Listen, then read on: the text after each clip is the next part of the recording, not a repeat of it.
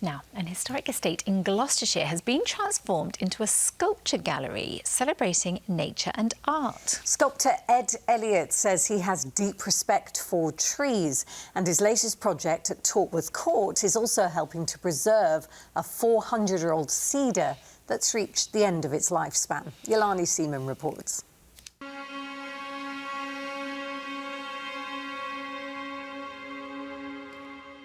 A journey inside the mind of an artist.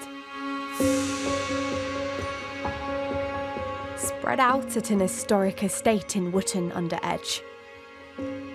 Ed's vision and over a decade of creation has been brought to life here, each piece with its own grain, imperfection and subtlety. It was a sort of innocence in that, where you aren't expecting to see artwork, and I really love the gift of that to other people. So if you're expecting to go into an exhibition like an art space or a sculpture park and you're already in the mindset of looking at artwork, you're psychologically in a certain way, but when you're not, I think there's a really nice kind of magic to that. The alignment for me and my work and showing it here was apparent at the start. I purposely wanted a presence when you arrive, so you know that something's happening and there's something that's maybe out of the norm. But when you walk through the piece that's there, the face at the front, you might just see it face value literally and walk past it.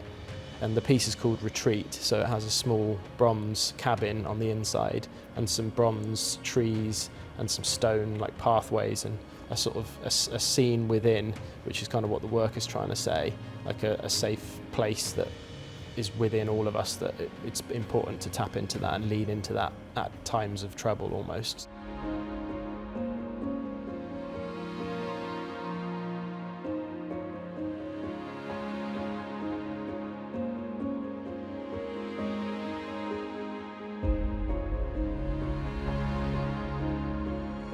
Ed's first visit to the site fatefully connected him to one of the largest cedar trees he'd ever seen. And with the aim of breathing new life into it, this is just the start.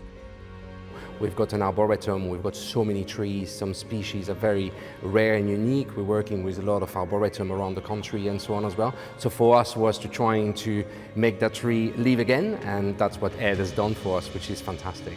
Over a coffee, we were kind of sat talking about what we could do, and I noticed, well, was shown that there was an ancient cedar tree here within the grounds, which is no longer living. It had to be cut down, but it's hundreds of years old. Within my work in sculpture in wood, I've specialised in cedar and practicing an ancient Japanese technique of wood preservation, yakisugi, and trying to use that within 3 dimensions to create preserved pieces of work which have a certain resonance. I've created something very special from a piece of that tree as a starting point to like a wider conversation. We're hoping to take that forward and do something very special with the tree that's still rooted in the ground here.